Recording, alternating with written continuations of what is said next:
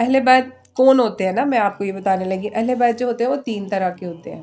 ایک اہل بیت ہے اہل بیت نسب. نسب ہوتا ہے یعنی خاندان. خاندان آپ صلی اللہ علیہ وسلم کا تھا، خاندان بنو ہاشم پڑھا ہوا ہے نا. تو خاندان بنو ہاشم میں آپ صلی اللہ علیہ وسلم پیدا ہوئے تھے، تو وہ اہل بیت نسب ہے. ٹھیک ہے. ایک ہوتا ہے اہل بیت ولادت، یعنی کہ جہاں یعنی آپ صلی اللہ علیہ وسلم کے خون کے اور دودھ کے رشتے جو ان کے گھر میں یعنی آگے اولاد کی اولاد پیدا ہوئی. ٹھیک ہے، وہ کہتے ہیں اہل بیت ولادت. اور تیسرا ہوتا ہے اہل بیت سکنا.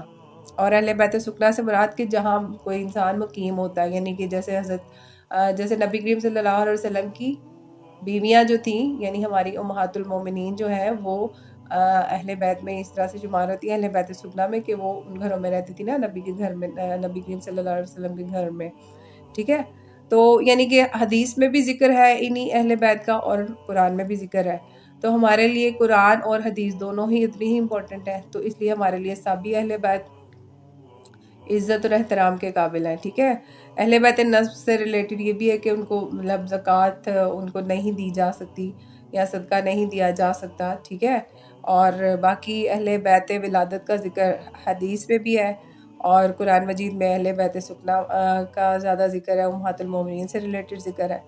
تو ہمارے لیے کیا ہے، سب کے سب بہت زیادہ امپورٹنٹ ہے، اور ہمیں کسی کی شان میں نہ کمی کرنی ہے نہ ہی غلف کرنا ہے، کیونکہ کسی کی شان میں کمی کرنا میں بھی ہلاکت ہے، اور غلف کرنے میں یعنی بہت زیادہ بڑھا دینے میں بھی ہلاکت ہی ہے.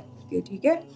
اور اس میں یہ ہے کہ باقی اب میں آپ کو یہ بتاؤں گی کہ حضرت علی رضی اللہ تعالیٰ عنہ جو تھے، بہت زبردست قوت فیصلہ تھی ان میں، اور وہ بہت حکمت کے ساتھ ایک معاملات کو ہینڈل کرتے تھے.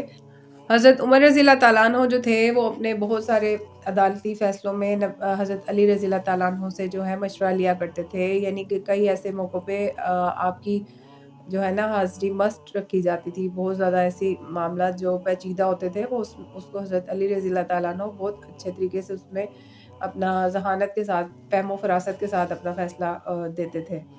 ٹھیک ہے. اور دوسرا یہ کہ خلافت کے بعد بھی حضرت علی رضی اللہ تعالیٰ عنہ کو بہت زیادہ چیلنجز کا سامنا کرنا پڑا. ایک تو وہ چوتھے خلیفہ اسلام کے. ٹھیک ہے. اور اس کے بعد یہ تھا کہ ان حضرت علی کو سب سے پہلا چیلنج یہ ملا تھا کہ ان حضرت عثمان غنی رضی اللہ تعالیٰ عنہ جو ان سے پہلے والے